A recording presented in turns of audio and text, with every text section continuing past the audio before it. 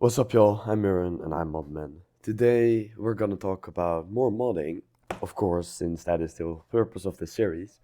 My voice is a bit fucked up. I'm a bit sick, but I'll try to make it work. So today's episode is gonna be 4.2, if I got the number correct.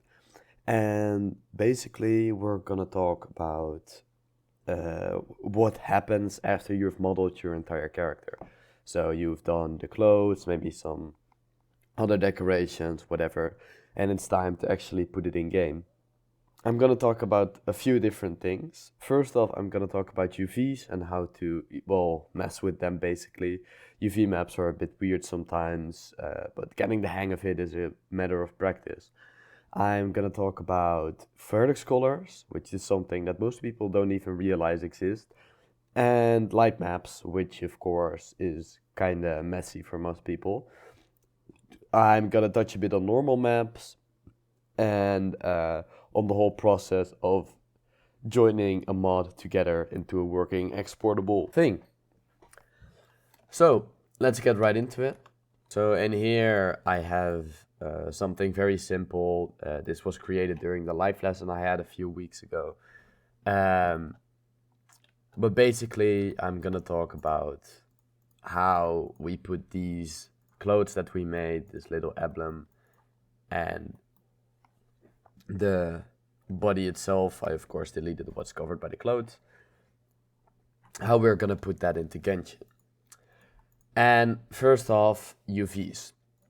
Your UV map's pretty important because, like I explained in earlier videos, it's basically the translator between the texture, the light map, the normal map, and the model. So if we're gonna take the shirt, this is basically if you open the shirt across those red lines that are drawn on and laid it flat onto your texture. And this is relevant because every single face on the model here has one face on the UV map that corresponds with it. And basically what the UV map does, once you overlay a texture on your mod, the UV map is gonna say, okay, in this specific square, there's gonna be a few pixels of color. Exactly what is inside of this square, I'm gonna paste that here on the model. So that's literally all it does. Basically, it just takes, translates whatever you put on the texture to put it on, where to put it onto the model. However, vertices and edges can have multiple links, so it's only the faces that have single links. For example, here you see that this one vertex also is the same vertex as on the sleeve here, and also on the back it's one of those. As you can see when I zoom in, you have the bottom left of the sleeve, well, that is this one. You have the bottom right of the sleeve because it goes all around, that's the other one. Then you have the top right of the back, so that's this one. And the top left of the front, that's this one. It's all the same vertex, all the same dot, but they are on different positions in the UV map because they are linked to different faces in this case. So how exactly do you mess with UV maps? You can, on my model, see a lot of those red lines. Those are seams, and you simply add them by selecting a few edges and clicking mark seam. So for top bodies, generally you have a front, a back, and a line through the side on both sides, and then the sleeves are separate because that's just the easiest way to unwrap all of it. And with that, it's just a matter of what you yourself enjoy working with, in what way you place the seams, but this is generally the consensus for top body. Then lower body, it's basically just you have the seam on the top and the bottom as always, and then just a line from here to here, and that creates a pretty good unwrap. Naturally, of course, what you can do, because when you unwrap, this one is unwrapped into separate pieces, so what you can do is you can select these as seams as well, let's just say we do it like this. Mark seam. Now we added that seam, I can unwrap it again over here. And you'll see that I just get 2 separate legs, which I can work with, but I prefer this shape in this case. So yeah, unwrapping basically just takes whatever you have and tries to do it. Something important to note is you cannot always unwrap stuff. So let's just say you have impossible shapes. It says unwrap failed to solve one of one island. Edge seams may need to be added. That basically means that it couldn't unwrap whatever the fuck you did. So you need to fix that up by adding seams in the proper places. There we go. So that is for the lower body. I'll also show you what it looks like for the rest of the body.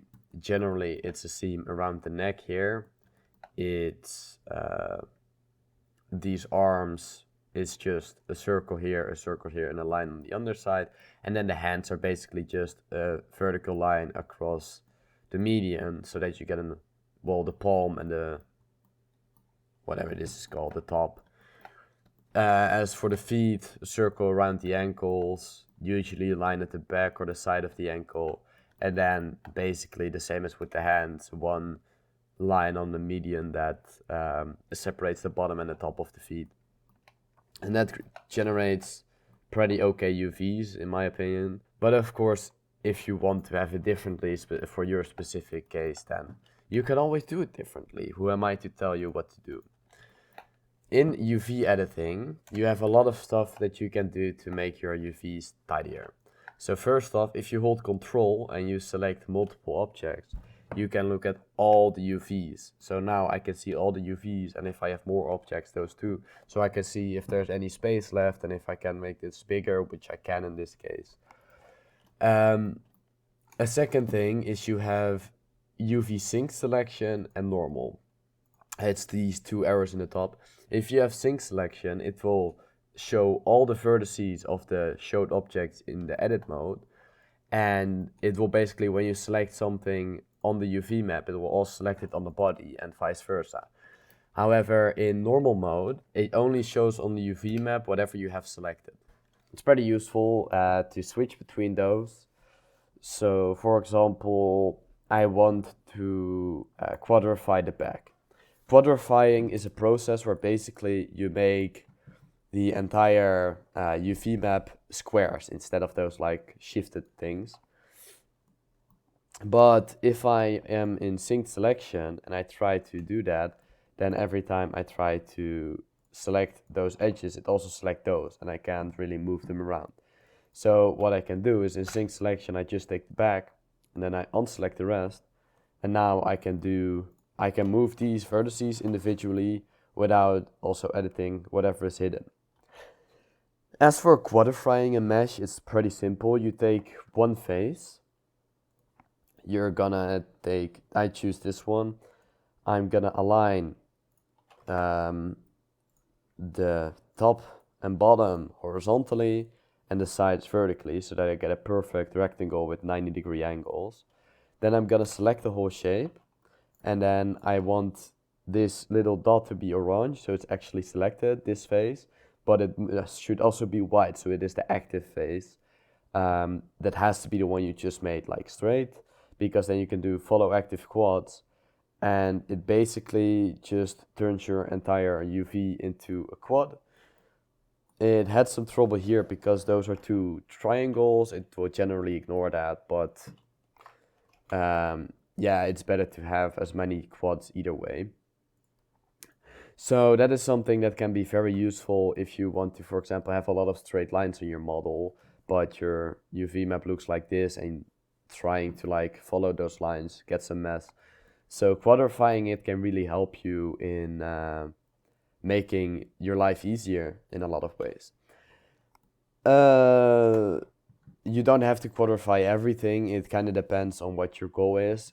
Specifically for the body, I prefer to not quadrify it because I can then keep the shape of the body as close to whatever I have going on the model, you know, the shape of the UVs. so that the shape, the size of a so that the size of a face actually corresponds with the size on the model, which is kind of useful if you have to like texture a lot.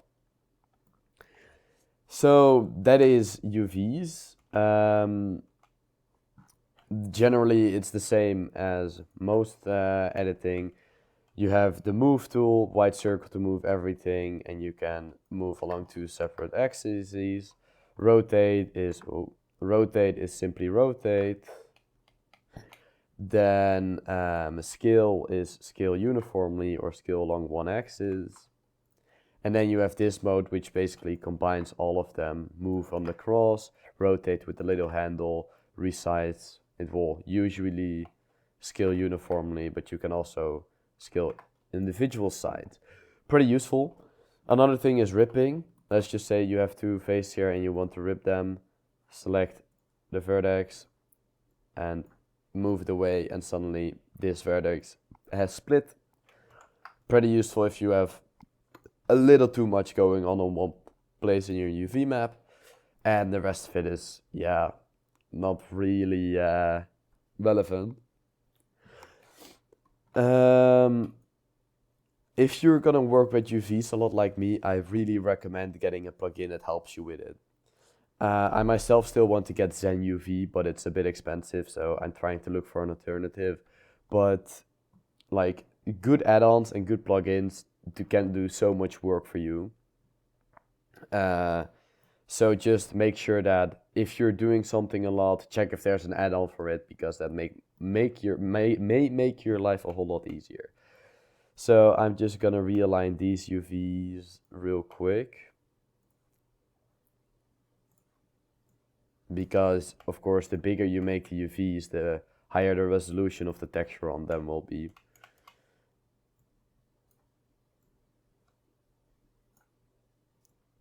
There we go. Maybe a little smaller. Like that. And then I still have the shoulder emblem. And there we go, it's all fine. A few recommendations for UV maps. First off, if you have something like this, try to stitch stuff together. So in this case, for the emblem, let's turn on length selection. So I have this, the back of the shape, the front of the shape is this, I think, then the sidebar and the inside things, and then this thing. So I can simplify these UVs a lot. So first off, if I remove these seams and this seam around, and then on the inside I remove these as well, then if I re-unwrap it, I basically get that peace sign twice. I get the edge around one of the parts, which is also useful. Oh, proportional editing was on. And then I have the three lines in the middle. So in this case, what I can do is I can like make sure that I rotate them identically. So let's check. This is the right one, and this is the right one. So that's perfect. I can just move this so that it matches the underlying shape. Maybe if I turn on proportional editing and then connect it only, so it will only move whatever is connected to the piece. As you can see, now I cannot move individual vertices normally. A tip for this, what you can do, is you can select what you want to move, turn off UV sync selection, and you have only that left. So this has to go a little bit to the left, and you can just switch between them quickly to see how you're doing. And when everything mostly lines up like that, I think that's fine. Then what you can do is you can select this whole thing, if you are in the proper mode, of course, just this. And you can do merge by distance. Then you have to mess with this value a bit so that it only merges what you want to merge. But right now, as you can see, all those vertices are basically on an identical space, on an identical position. So keeping it like this, basically whatever you draw on this peace sign, it will be both on the front and the back, which is already useful. The edge around it is right there. And then these, the easiest it is to just quadrify them, honestly. So I'm just gonna, I'm gonna select these in face mode and then turn off link select, so I only have those. And then I'm just gonna quadrify them real quick. By the way, if you want to do it fast, right click and L is vertical, right click and I is horizontal alignment if you want to make quick quads. And then follow active quads and we get a nice little like horizontal line. Of course, you can stitch those too, but not all of them are the same size. So vertical, these two, then link select, and boom.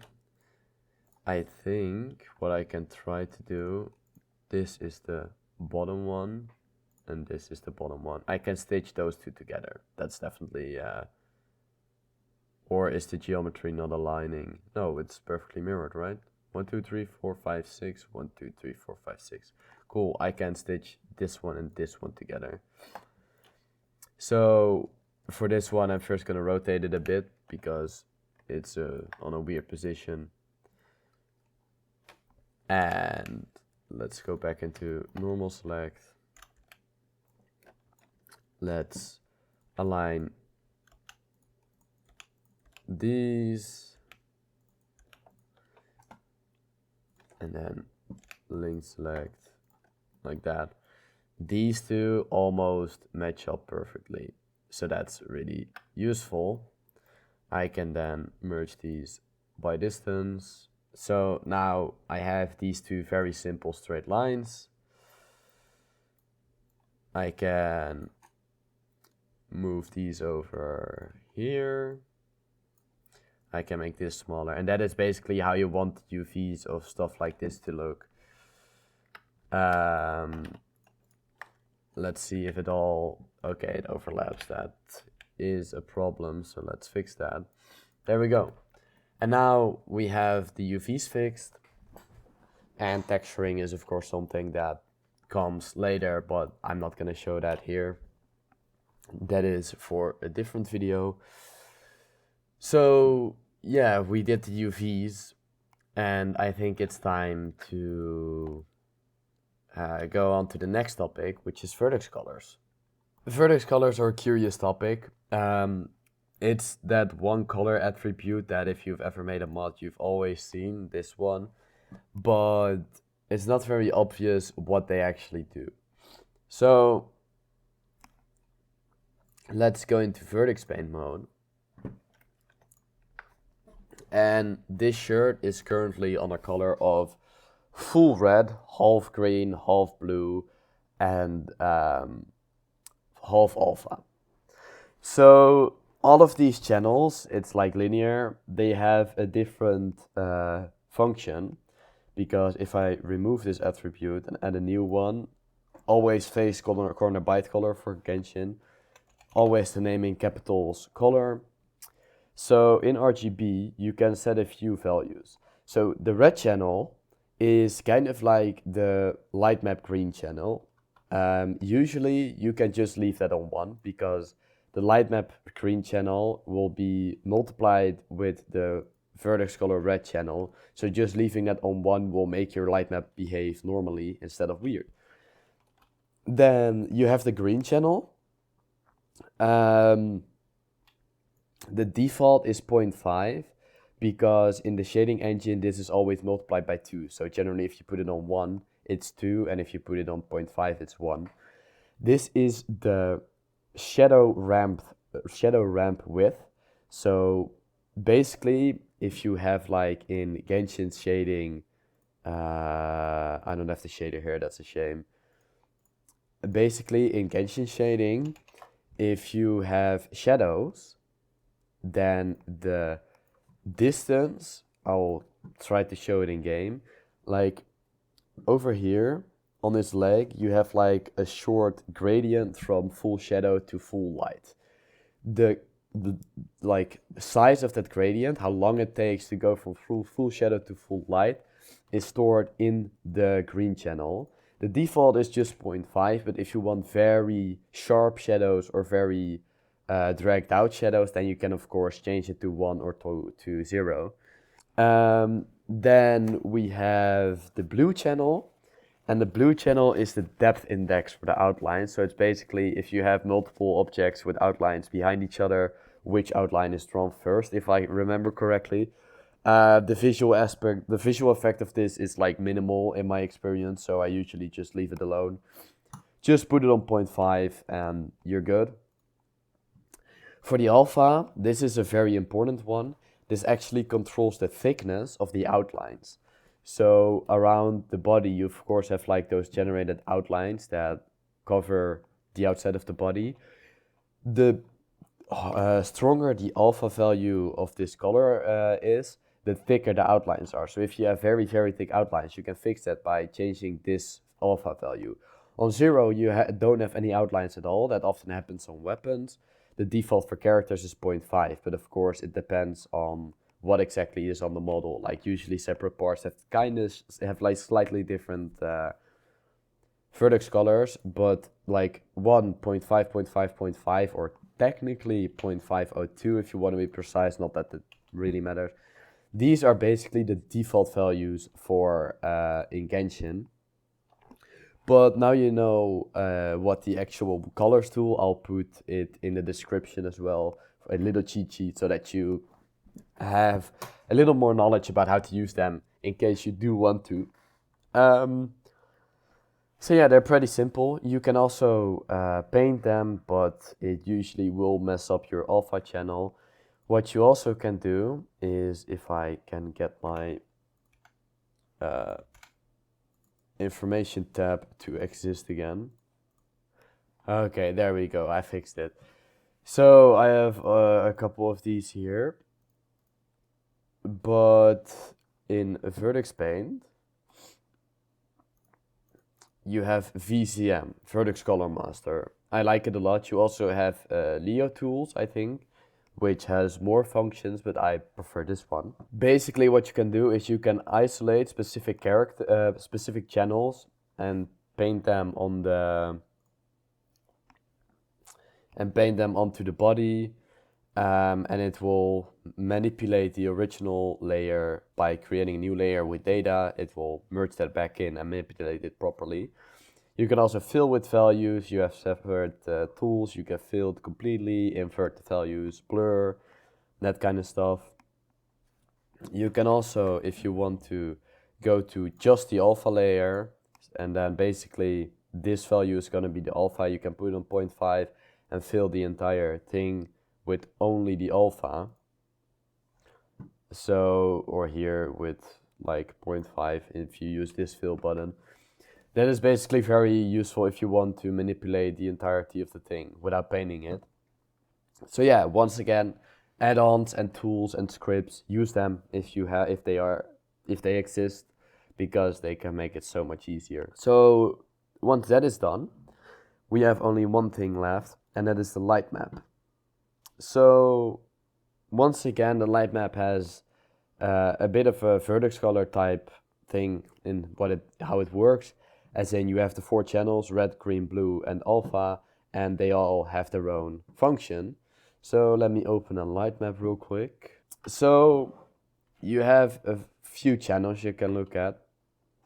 First off, you have the green channel, which is the one we are all too familiar with.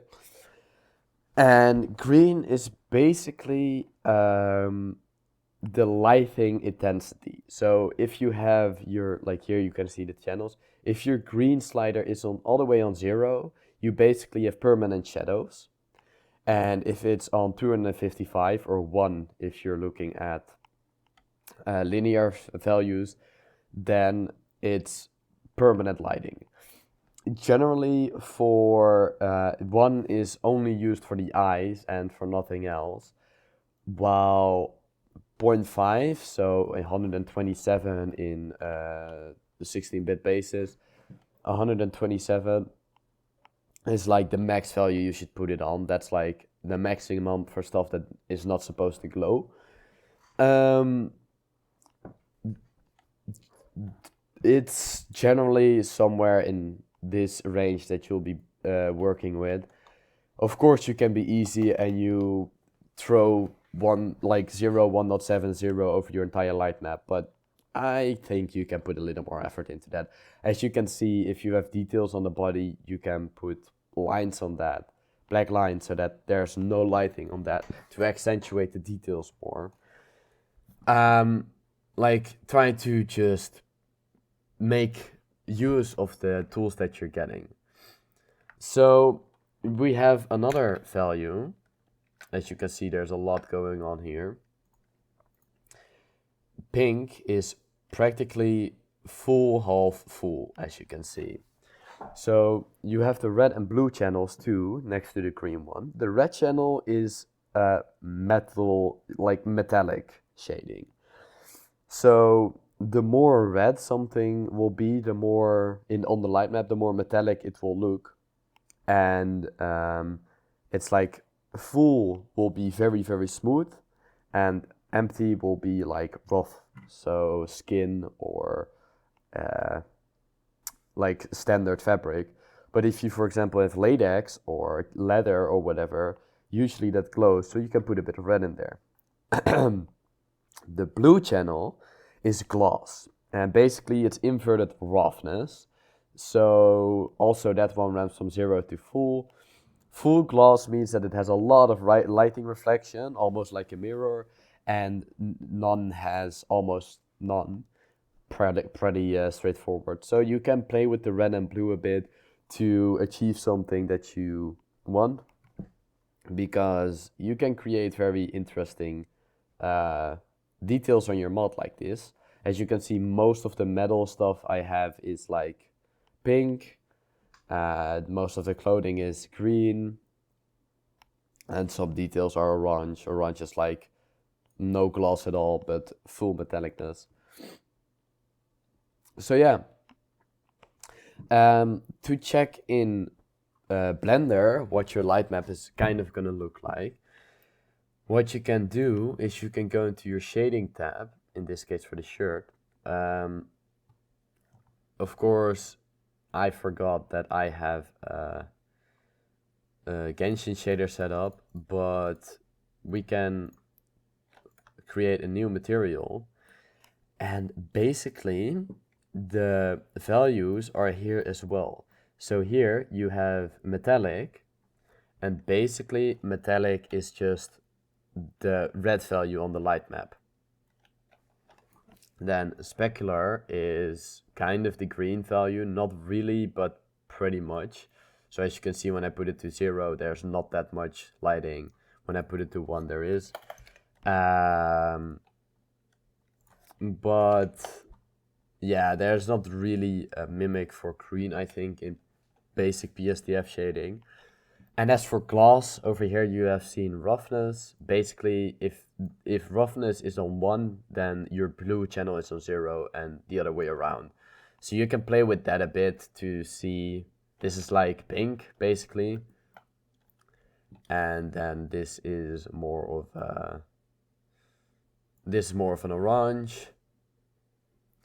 And so you can just look at what the results of your light map will be. So yeah, I think that's it for light maps. I think that's it for vertex colors. As for normal maps, they exist in newer characters. I think I can find an example pretty quickly. My Alhaitham mod. So in the normal map, as you can see, when I modded, I just painted all this snot green color, which is basically like 0.5, 0.50. These channels are very complicated in what the fuck you're actually doing. generally the normal maps you'll see used in games, especially in Genshin, they are not painted in. They are auto-generated in Blender.